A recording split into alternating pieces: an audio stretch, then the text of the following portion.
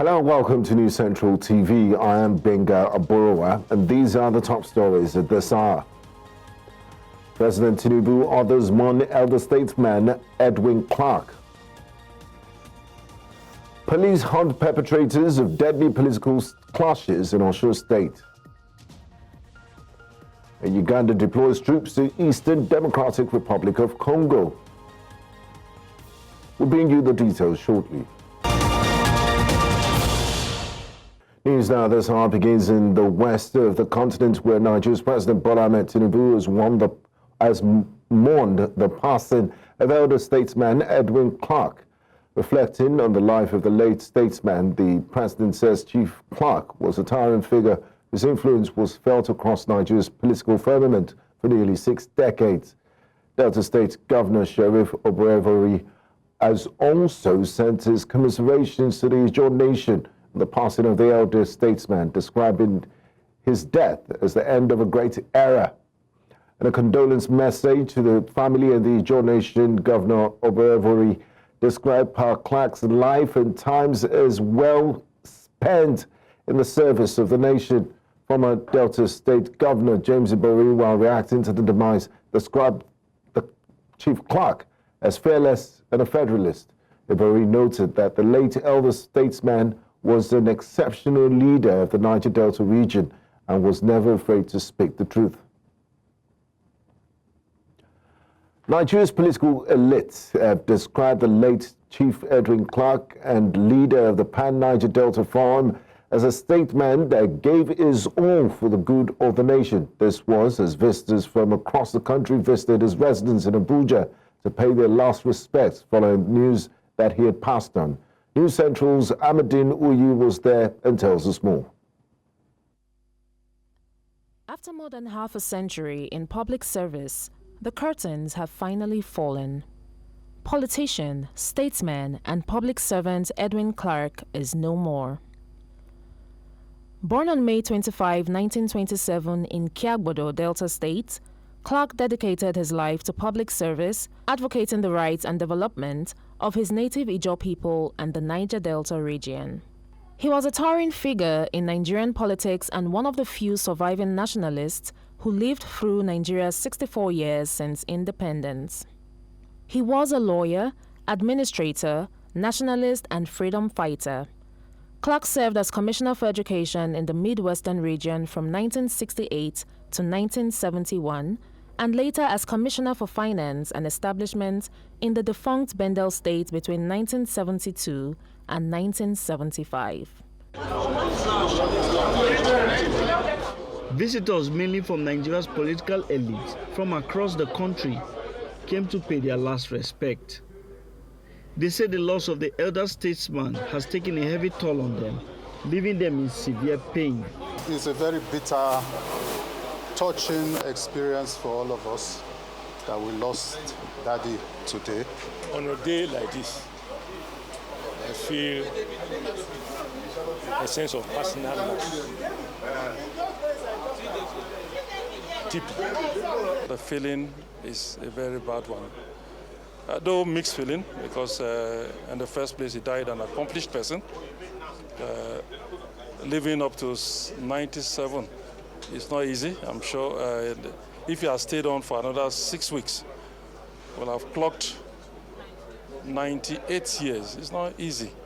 Some of them add that his contributions to the growth and development of the nation cannot be overemphasized. He lived and died for Nigeria. He loved Nigeria. And he consistently preached and fought for a better governance of Nigeria, based on justice, based on equity, based on care for all. This is a man who has served as a rallying point for all of us. This is a man who is responsible, I didn't say was, for the creation of the Southern and Middle Belt Leaders Forum. Before you talk of Pa Clark's contributions to developments of the Niger Delta, you have to begin with his clear and undeniable contributions to Nigeria. as a Nigerian statesman, a father of our country, a leader of our country, who led a lot of people in this country. He was a leader of leaders, a father of fathers. He's a warrior father, someone that really plays serious role in bringing some of us up. Others laud his sterling leadership attributes, saying Nigeria's current and future leaders can learn a lot from his life. Our present government, both at the federal or the states, they should learn from him, because at the age of 98, he was still relevant and making very important points. The late Edwin Clark was born on May 25, 1927, and passed away on February 17, 2025. In Abuja for News Central, I am Amadin Uyi. News Central's correspondent Austin Azu joins us live from Pa Edwin Clark's local government in Kiagbodo, Delta State, to give us an update. Good morning to you, Austin. Yeah, good morning, Benga. Good morning. Now, Austin, can you kindly tell us what the mood is right there in Kiagbodo this morning, the hometown of the late elder statesman?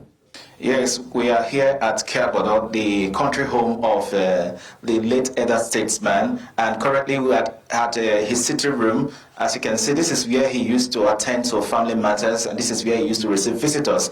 And this particular seat you are seeing here, we are told that this is a seat that Papa used to sit down and address the family issues and address to visitors who are coming to see him at his country home at Kiagbodo in Borotu local government area of Delta State. However, the condolence book has been opened, and a lot of people came here yesterday and they paid their tribute to the late advocate of the peace and to people of the Niger Delta and to Nigeria. And this particular book you are seeing here, you can see more than 10 leaves have been filled already, and these are people's comments and people's remarks about the life and time of late Chief Dr. Edwin Clark. And most of them actually spoke extensively about his lifetime. Our time will not permit us to go through them one after the other. However, if you look around the compound, you will see different chairs and canopies arranged at this particular area. However, we are told that they had a wonderful time last night celebrating the lifetime of Papa, and you can see the flower and other people walking into this apartment right now. Of course, they are still expecting more dignitaries that will come here today to share their opinions about the life and time of Papa. However, we have some of them who will... Mama, please come. Okay, we have Mama Edna here. Mama Edna, how you doing? Different. Okay, tell us what you are waiting una do for here for night. When the news come to una, how una receive them? We receive and say our daddy late.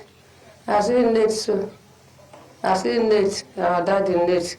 I say late. People come for this place, so they celebrate our daddy late. Now we celebrate for night. Okay. What will be the meaning of the celebration one I do for night? I see canopies here, I see chairs. It means a DJ equally they here too. They play music throughout the night. What will be the meaning? So say our daddy lives. They say happy. That's why we come out. Daddy come. DJ self we see the we pray together. Okay, thank you. We have the DJ who played throughout the night here. His name is Peter. Peter, please take us through. How was the night? What are you waiting to do?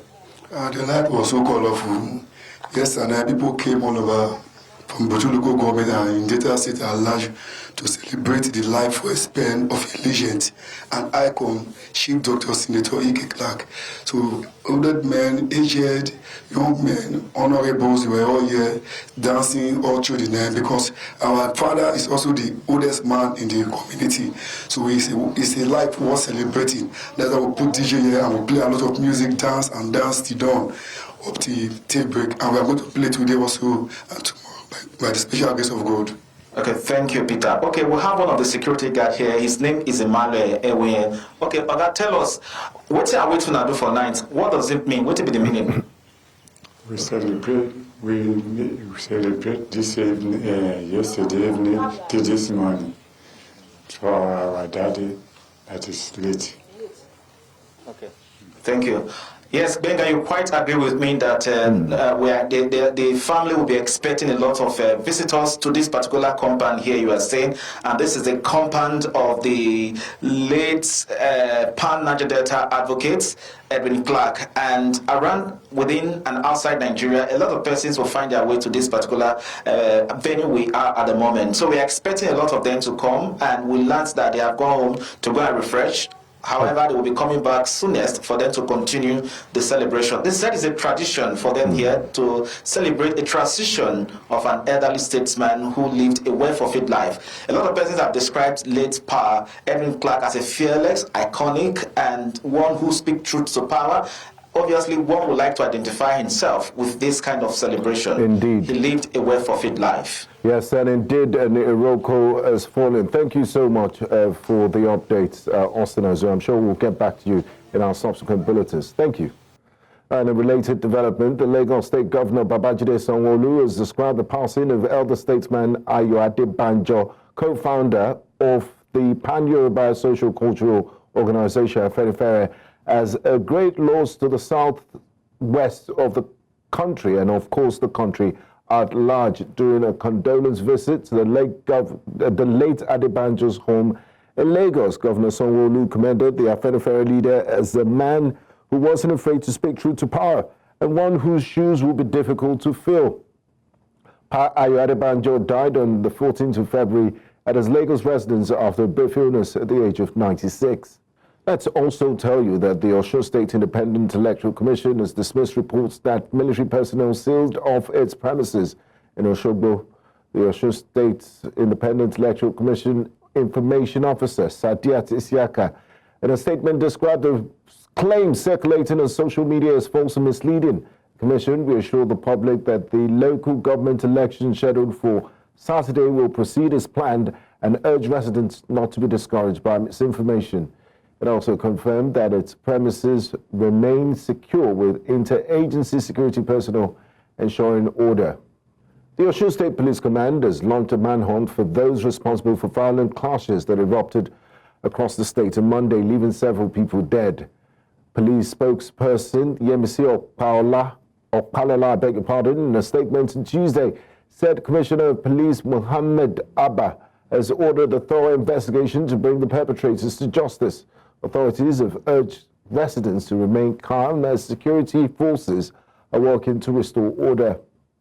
The violence broke out when APC members attempted to enforce a Court of Appeal ruling in Akure, which overturned their sack by the Osogbo Federal High Court in November 2022. However, they were met with fierce resistance from PDP supporters who had mobilized in large numbers at local government secretariats. Joining me this morning to speak on the political crisis in Osun State, we're joined by public affairs analyst Dr. John. Good morning to you, Doctor, and thanks for joining us on the news. Good morning. It's good to be here. Now, Doctor, how does the political crisis surrounding the reinstatement of the local government chairman in Osun State highlight the importance of local government autonomy in Nigeria? What do you make of this clash with the APC and PDP? Thank you. It's one of those things that people like us have repeatedly emphasized. Our political system as it were today leans heavily on winners take all. What does that mean? If anybody wins election, the commissioner, everybody, you try to appoint them from your own political party. And by extension, with the current political culture as regards our local government system, when a state governor or any political party wins the governorship seat and they organize local government election, you discover that they will clear all the seats, the councillorship, the chairmanship, and all the seats. I think it was former Governor El-Rufai that made history during his tenure when he conducted local government election. And the PDP chairman was actually announced, I think, in Southern Kaduna. Apart from him, the history we've had is that it's always about winners take all at every point in time. And it's so sad that we'll continue to have it like this. When local government is not free, when local government is totally under the control of the governor, then the governor decides to a certain extent who becomes what. And that's why it's going to be exceedingly difficult, if not practically impossible, for anybody to take away crisis from our local government system, either the process that leads to the election or even post-election litigations and here and there. The only solution to it is when we have a totally independent local government, autonomous local government, not in terms of even the resource, in terms of the process of installation of leadership. Until we get to this point, we'll continue to have this back and forth. And what we have in Osun State now is so sad, and it should be, it should have set a template of how our local government system should actually be operated. You know, both parties are coming with, these ones are coming with different explanations and interpretation to the court judgment that will have been unnecessary if our local government have been totally independent or from the control of the state governor. And until we have a system where, because it's so funny that we are operating 3 tiers of government, and everybody knows when election is conducted at the federal level. Everybody has the template and the timetable of when elections are conducted at the state level. But at the local government level, it's so sad that the state government will decide on how the election is conducted. The governor appoints the leadership. It's almost like there's no independence. I mean, the independence in their names is just almost just there for decoration, and it's something we need to look at. Now, going back to Monday's incident, which unfortunately led to loss of lives, the Commissioner of Police in Osun State has said that those responsible will be apprehended. We've seen this sort of political violence in the past where no one has been made to pay the price for disrupting peace. Are you hopeful that justice will be served in this case? Yes, extremely hopeful, because we cannot continue to define our future with the mistakes of our history. So I'm extremely hopeful that with what? Okay, I think we lost connection with Dotun or John there. Hopefully he can join us back during the course of this bulletin.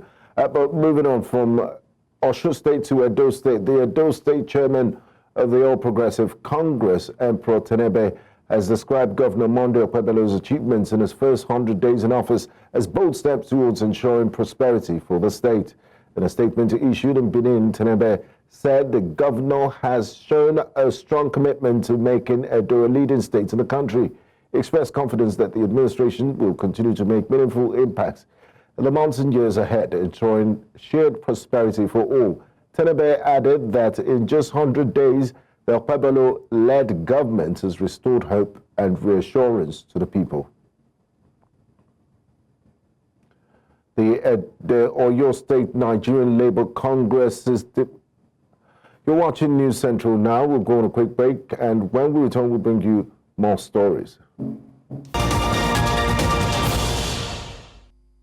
Now to security matters. A man identified as Godwin Oda from Aparata village in Effium Autonomous Community, Ohaku, local government area of Ebonyi State, has been reportedly murdered by hoodlums in the conflict-ridden area. Oda was allegedly shot, beheaded, and his body mutilated while plucking fruits behind his compound. His killing comes just a week after Governor Francis Nwifuru granted amnesty to 159 detainees arrested following the intra-communal war that erupted in Effium in January 2021. Confirming the incident, the President General of Effium Town Union, James Agena, condemned the act as callous, brutal, and inhumane, especially at a time when the government is striving to restore lasting peace in the community. He added that the matter has been reported to security agencies. Now, fleeing residents of Imo State, southeast region of Nigeria, have been urged to return to the communities as the State Police Command assures of enhanced security. The State Police Public Relations Officer Henry Okoye, in an exclusive interview with News Central's Chinwe Ugele, says the reassurance has become necessary in view of the public fears and anxiety. Here's the report. In a weary metropolis, the residents have little to fear about their safety, but the impression about other communities such as Olo and Osu is that they have been overrun by criminals and the villages abandoned. But a visit to Olo shows that normalcy had since returned to some villages, including Oboro. I saw pockets of checkpoints, and they're doing very well. So I encourage them. We need to be encouraged. And I plead with the state authorities to encourage them too. The police public relations officer in the state, Henry Okoye, confirms the situation. Statistically, we've measured the number of crimes that we are committed last year within the period of January to the second week of February, as well as that which was committed this year between the period of January and the second week of February. And we've realized that there is a 35% decrease in the criminal activities that have been perpetrated in Imo State. He, however, regrets that the supposed freedom fighters deceived the young people in these areas about their mission. These criminal elements masquerading under the freedom fighting issue, under the umbrella of IPOB and ESN, started by spreading propaganda that they are fighting for people's freedom, for the freedom of Igbo people. But now people have now seen that they are not actually fighting for any Igbo person. So when it started, according to the Imo Police image maker, the command has also embarked on a peace mission in the troubled areas to guarantee the people's security and calls on all fleeing villagers to return home. We have conducted a clearance operation, and after this clearance operation, if people don't come back to their respective community to dominate their homes, criminals are likely to still take advantage of it and occupy these spaces. On the other hand, for those who directly or indirectly experienced any form of violent crimes, the situation has not improved as they call for more effort. So they called my elder sister, said that we should bring 5 million, that we should not, if we did not bring the 5 million, they will kill our mother. They keep her for 1 week there before we start bringing out money. We gave them 2 million.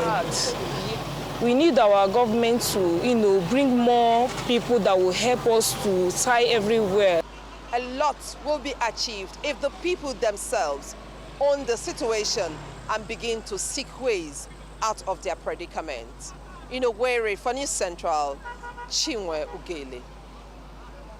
Well, many residents of Asaba have expressed concerns that the onslaught against suspected criminal elements in Anambra State is increasing the insecurity challenges confronting the Delta State capital. Their fears are not unconnected with the recent clampdown on suspected criminals in their hideouts in different parts of Anambra and some parts of Asaba and environs after a successful arrest of those behind the kidnap and killing of a member of the Anambra State House of Assembly, Justice Azuka, whose body was found on the second Niger Bridge, a boundary between Onitsha and Asaba.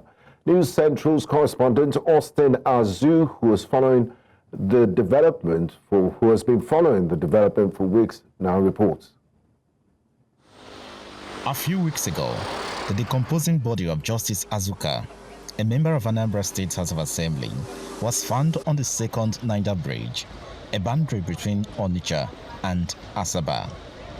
This incident, among other increasing insecurity challenges confronting Anambra State, prompted the state governor Charles Oludo to clamp down on criminal elements and hideouts in the state.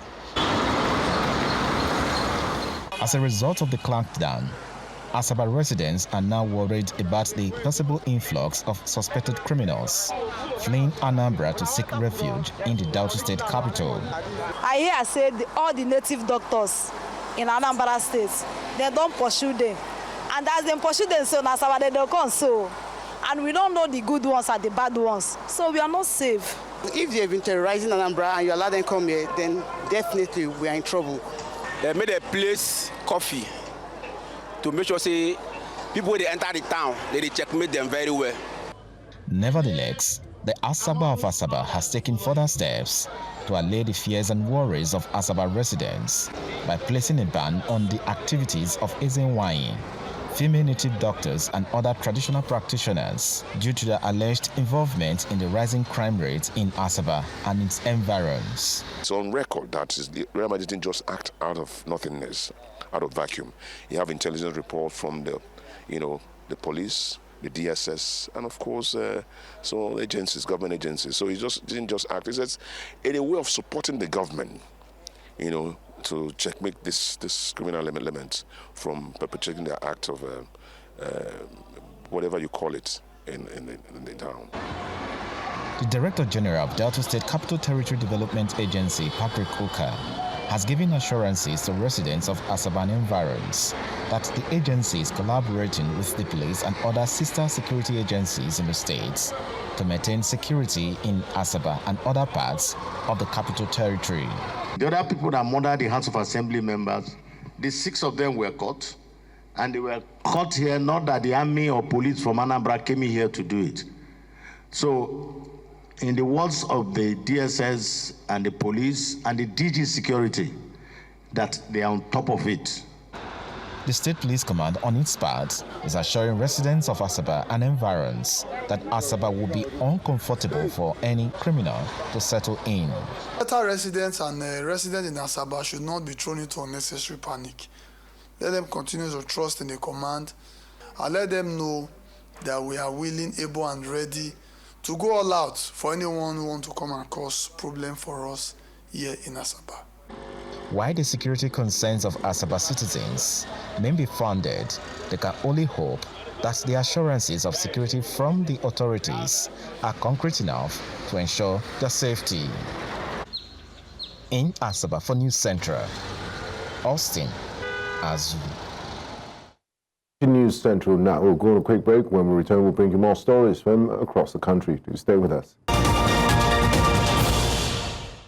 You're welcome back. The Minister of Humanitarian Affairs at Nantawe Yewatdab has urged community members to show support to victims of human and natural disasters. The minister was speaking in Jos, the Plateau State capital, when he visited victims of the 18th of November 2024 fire outbreak at the Katako Timber Market in Jos North local government area of the state. News Central's Chizoba Nyongwe tells us more.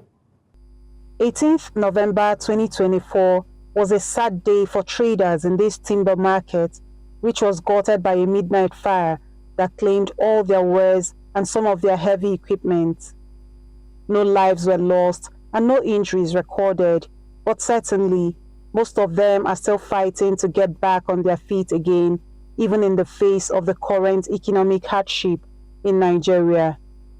It is on this premise that the Minister of Humanitarian Affairs was represented here to present 900 bags of cement to aid in rebuilding the burnt shops. He believed the process of reconstruction of the burnt market is ongoing, and this 900 bags is aimed at helping the victims be able to rebuild this burnt market. So this is the major reason why we're here this afternoon, and we hope and desire that a lot of talk has gone on in there, and with a caution for people, the leadership most especially, to be judicious in allocating this this kind gesture by the Honorable Minister. The Timber Market Association assures of judicious distribution of the 900 bags of cement. By God's grace, I will do it according to those that are affected. I will make sure that shed by shed, I share it for them. Governor Caleb Mutfwang had visited the affected area at the time of the incident. However, these traders are asking him to toe the path of the minister by extending his helping hands, which they believe will go a long way in ensuring they rebuild their burnt shops and get back fully to business. In Plateau for News Central, Chizoba Anyui. Nigeria's House of Representatives has called on the National Judicial Council to create specialized courts to fast-track cases concerning homicides and femicides across the country. Lawmakers say the swift dispensation of justice is crucial to deterring violent crimes, especially as incidents of killings, particularly against women, have continued to rise. News Central's correspondent Edong Joseph reports.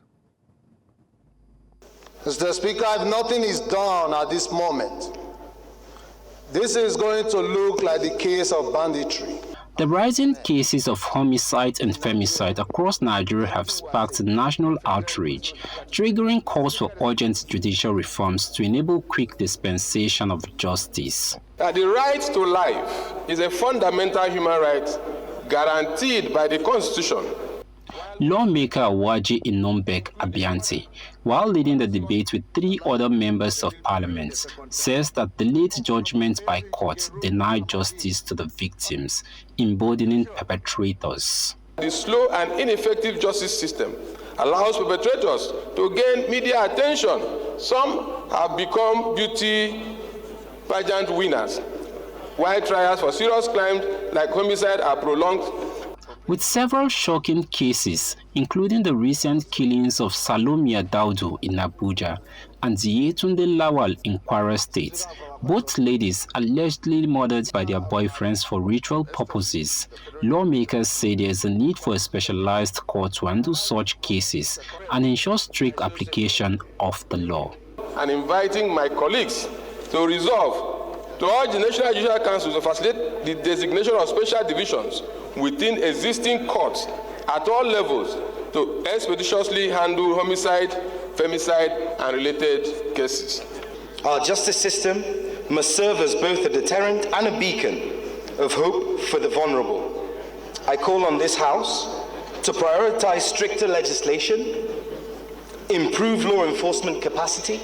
Other lawmakers say there is a need for collective action, calling on religious leaders to preach more about morality and the government to invest in public awareness campaigns to curb the menace. Those that don't have daughters have sisters. Those that don't have sisters have mothers. I think this is a collective responsibility. They need to put heads together to ensure that they have preached morality, that they have preached in such a way that the generation and the generation unborn will learn the etiquette of morality instead of behaving the way the society is. While the calls for judicial reforms grow louder, lawmakers, after an extensive debate, resolved to investigate the root causes of the rise in killings of women and girls across the country. In Abuja for News Central, Edong Joseph. You're watching News Now, News Central Television. We'll go on a quick break, but coming up, Chadian Army claims major victory over Boko Haram. We'll bring you the story and more when we return. Do stay with us. You're welcome back. Now, Chad's military has announced the elimination of nearly 300 Boko Haram militants and the loss of 27 soldiers during a 4-month military campaign that concluded on Tuesday. The operation was launched in October following a deadly Boko Haram attack on a military base in the Lake Chad region, where 40 Chadian soldiers were killed. Chad is a key player in the regional coalition fighting Boko Haram, alongside Nigeria, Niger, and Cameroon. The decade-long insurgency originated in Nigeria has caused over 40,000 deaths and displaced 2 million people, spreading instability across borders. And the east of the continent, Uganda has deployed troops to Bunia, the capital of Ituri province in the Eastern Democratic Republic of Congo, to combat local militias. Military officials announced on Tuesday. The deployment follows M23 rebels' continued advances in North and South Kivu provinces, fueling tensions in the region. Uganda already has thousands of troops in Ituri working with DRC forces against the Allied Democratic Forces, an Islamist militant group linked to ISIS. However, Uganda has been accused by UN experts and others of secretly supporting M23 rebels while exploiting DRC's mineral resources, allegations Kampala strongly denies. The Emergency Lawyers Network has accused the Sudanese paramilitary group of killing over 200 people in a 3-day assault south of the capital, Khartoum.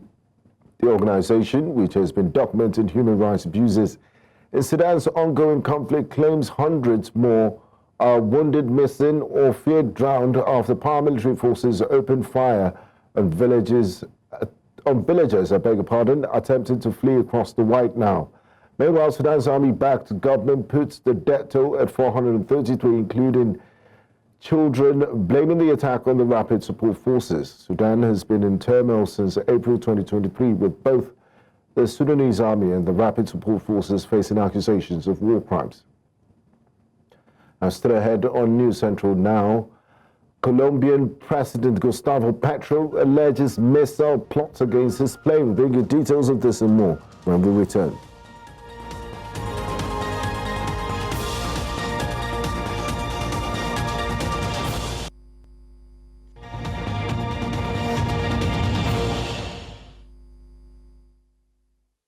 Welcome back. Colombian President Gustavo Petro has revealed an alleged plot to bring down his plane using missiles, blaming criminal organizations angered by his government's crackdown. Speaking at the swearing-in ceremony of National Director of Police General Carlos Triana, Petro claimed conspirators planned to fire 2 missiles at his aircraft. He said authorities know the identities of those behind the plot, but did not disclose further details. Petro's leftist government has been intensifying efforts against organized crimes, which he believes triggered the assassination attempt. Despite the alarming revelation, Petro assured the public that security agencies have the situation under control. Quieren disparar un misil a mi avión que se compraron los narcotraficantes que tienen guardado por ahí. No uno, sino 2 misiles. Sabemos quiénes son. Pero exacto.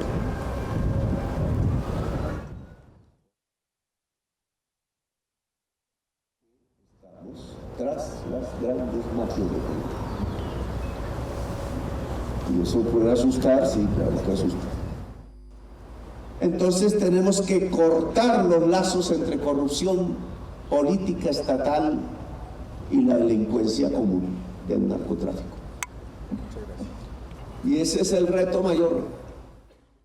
Well, Vietnam's National Assembly has approved an $8 billion road project linking Haiphong to the Chinese border, alongside a major cost-cutting reform reducing public sector jobs by 20%. The 390-kilometer railway, supported by 95% of lawmakers, will enhance connectivity between Hanoi and key manufacturing hubs, strengthening trade with China.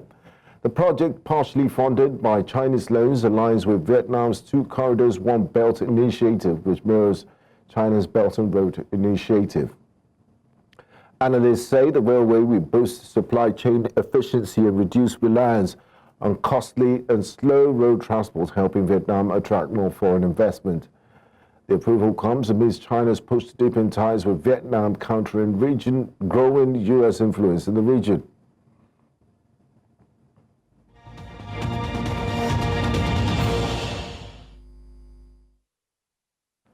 Now, in business, the Central Bank of Nigeria has ordered bank directors with non-performing insider-related loans to resign immediately. Insider loans are granted to a bank's executive, directors, employees, or major shareholders. This directive, issued by Acting Director of Banking Supervision Adetona Adedeji, aims to enhance corporate governance and reduce financial risk. Banks must recover debt by enforcing collateral and seizing affected directors' shareholding. Additionally, insider loans must comply with the Banking and Other Financial Institutes Act, both year 2020, limiting individual loans to 5% and total insider loans to 10% of paid-up capital. Outstanding loans must be regularized promptly.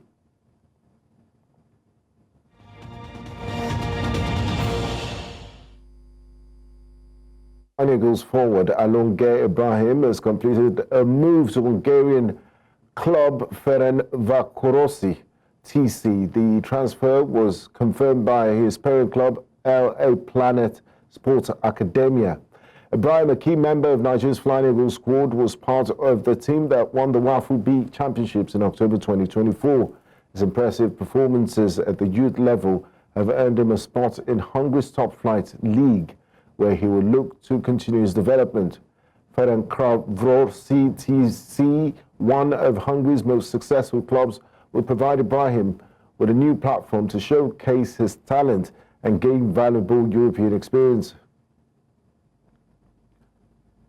Atalanta coach Gian Piero Gasperini was critical of Ademola Lookman after the striker missed a crucial penalty in the 3-1 home defeat to Club Brugge, sealing the Champions League exit with a 5-2 aggregate loss. Lookman had given Atalanta hope by scoring early in the second half, but took an unplanned penalty that was saved by Simon Mignolet. Gasperini, frustrated by the decision, insisted that designated takers Charles de Kellaterere and Matteo Retegui should have stepped up. Adding to Atalanta's disappointment, captain Rafael Toloi was sent off after an altercation. With their European campaign over, Atalanta, currently third in Serie A, will now focus on the domestic season. German side Bayern Munich secured a dramatic last 16 spot at the Champions League with a 94th minute goal from Alphonso Davies, sealing a 1-1 draw on the night in a 3-2 aggregate victory over Celtic. The Scottish side led from the 63rd minute and was on the verge of forcing extra time before Davies struck late. With Harry Kane forced off injured at halftime, Bayern struggled in the attack. Celtic created early chances with Nicolas Quinn and Daisen Maeda testing the German defence. Quinn eventually gave Celtic the lead after a defensive mistake. Bayern pushed for an equaliser, and in stoppage time, Michael Olise's cross found Leon Goretzka, whose header was saved, but Davies reacted quickest to send Bayern through. Emma Raducanu suffered a tough defeat to Karolina Muchova in the second round of the Dubai Tennis Championships, losing 7-6, 8-6, 6-4. The British wildcard struggled early, appearing emotional and breathing heavily as Muchova took a 2-0 lead. Despite falling 4-0 behind in the first set, Raducanu fought back to force a tiebreak, but missed a set point before Muchova closed it out. A Czech star then held firm in the second set to seal the win. Raducanu, who recently ended a 4-match losing streak, has shown signs of resurgence after recovering from multiple surgeries. Meanwhile, Muchova advances to face McCartney Kessler, who upset number 3 Coco Gauff in straight sets. And that's all on the news at this hour. But before we go, let's take another look at some of the major stories. President Bola Ahmed Tinubu orders mourn elder statesman Chief Edwin Clark. Police hunt perpetrators of deadly political clashes in Osun State. We also told you that Uganda has deployed troops to Eastern Democratic Republic of Congo amidst escalating conflict. Remember, you can watch News Central live on DSTV channel 422, Star Times, channel 274, Avo TV, and YouTube. Many thanks for watching. I am Benga Aboroa.